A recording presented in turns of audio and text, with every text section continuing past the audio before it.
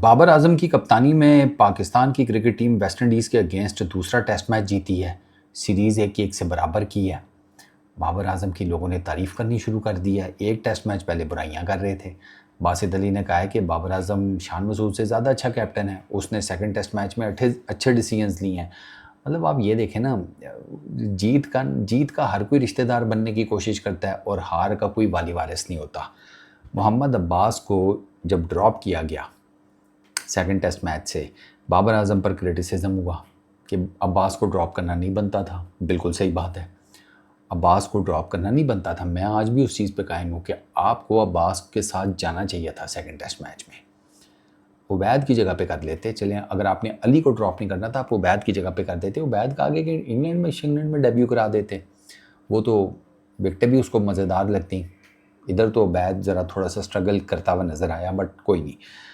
अब वही डिसीजन जो है ना, अब कह रहे हैं कि बड़ा टैक्टिकल, जिसे कहते हैं बोल्ड टैक्टिकल डिसीजन था बाबर आजम का। पहले क्रिटिसिज्म हो रहा था उस डिसीजन के ऊपर, अब आप टेस्ट मैच जीत गए तो वो बोल्ड टैक्टिकल डिसीजन हो गया, बोल्ड टैक्टिकल मूव हो गई। ठीक है, शान मसूद बुरा कप्तान नहीं था, शान मसूद की किस्मत ख़राब थी। ऑस्ट्रेलिया को आपने 2 टेस्ट मैचेस में पकड़ लिया था। एक टेस्ट मैच में आपके पास लीड थी, दूसरा टेस्ट मैच आपने उनके अगेंस्ट मेलबर्न में और सिडनी में आपने बड़े अच्छे टेस्ट मैचेस उनके अगेंस्ट खेले थे। आप उनको पकड़ सकते थे, आपने ग्रिप लूज़ कर दी। ठीक है, साउथ अफ्रीका में आपके साथ यही हुआ। साउथ अफ्रीका में आई गेस के एक टेस्ट मैच तो आप ऑलमोस्ट बड़ी जीत के करीब थे।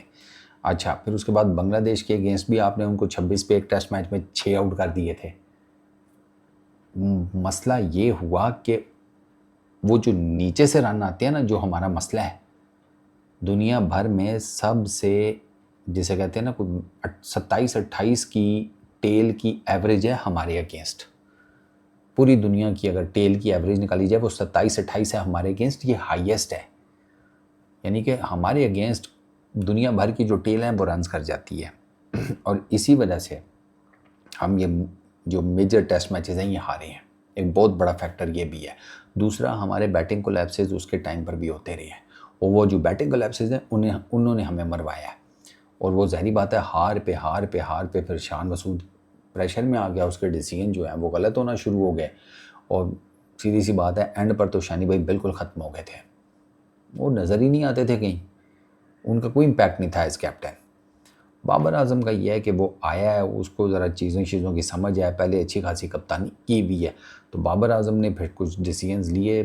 साजिद खान को खिलाने का डिसीजन, वो ज़ाहिर बात है बाबर आजम, उमर गुल, सरफराज अहमद सबका था, उसका क्रेडिट बाबर आजम को तो नहीं दिया जा रहा। चलो, बाबर आजम के हिस्से में क्रेडिट कौन डालता है भाई, बाबर आजम के हिस्से में इन्होंने बस हमेशा डिसरिस्पेक्ट ही डाल दिया। उसके अच्छे को भी ये बुरा कहने वाले लोग हैं, तो उनसे क्या बंदा बहस करे।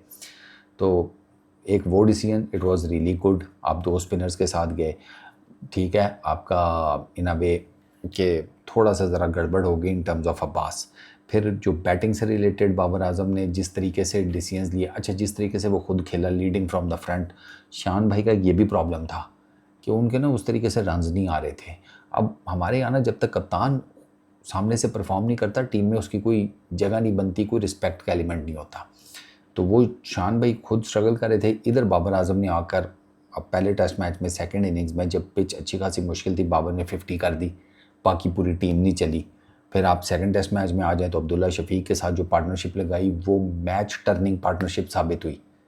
बाबर आजम को प्लेयर ऑफ द सीरीज़ का अवार्ड मिल गया। ये for the very first time Babar Azam को टेस्ट सीरीज़ में प्लेयर ऑफ द सीरीज़ का अवार्ड मिला है, for the very first time. इससे पहले आज तक बाबर आजम को टेस्ट सीरीज़ किसी में प्लेयर ऑफ द सीरीज़ का अवार्ड नहीं मिला। तो वो लीडिंग फ्रॉम द फ्रंट हो गया।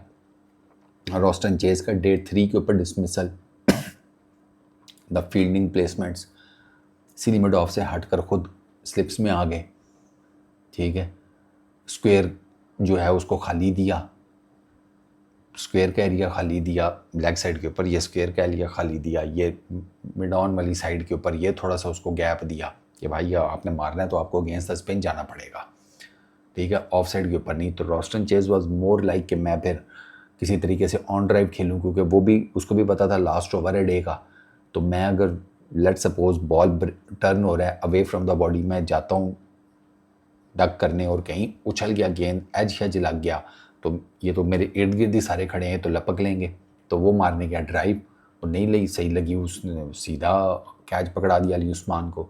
आउट होते साथ ही सारे बाबर आजम से चिमड़ गए थे, क्योंकि वो हर किसी को पता था कि ये बाबर आजम का डिसीजन है।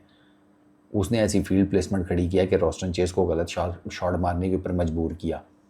तो अच्छा, फिर ओवरऑल कुछ क्लैप्सेस भी हैं बाबर आजम के, जैसे मैं आपको टेस्ट मैच में भी बताया था, थर्ड स्लिप ना खड़ी करना और उसमें से 3 एज निकल जाना, ये बहुत बड़ा ब्लंडर था।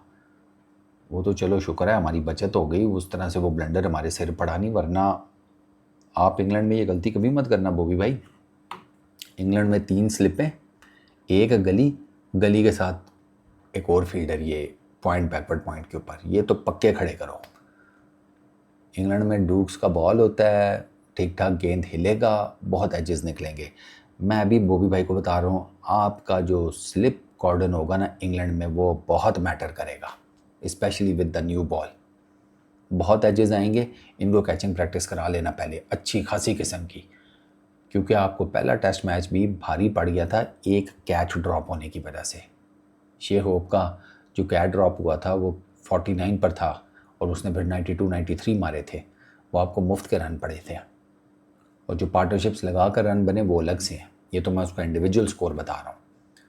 तो देयर इज़ नो डाउट कि बाबर आजम की कप्तानी में आपको प्लस पॉइंट्स भी हैं, नेगेटिव माइनस भी हैं, but overall he did really well, no doubt. As a captain वो नज़र आया है, उसका इम्पैक्ट नज़र आया है। बॉलर से बात, bowling changes, field placements, batting में लीडिंग फ्रॉम द फ्रंट, ये सारा कुछ जो है ना, ये एज ए कैप्टन बहुत मैटर करता है। और इसी वजह से बाबर आजम को प्लेयर ऑफ द सीरीज़ का अवार्ड उसकी कप्तानी और 2 50s के पीछे मिला है। मेजरली आई फील कि उसको कप्तानी के पीछे मिला है, क्योंकि उसके डिसीजंस वाकई अच्छे थे। Playing 11, playing combinations, batting, each and everything, he did a really good job. और वो उसके जो डिसीजंस हैं वो पे बैक कर गए कि आप वेस्ट इंडीज़ में सीरीज़ बराबर करने वाले बन गए।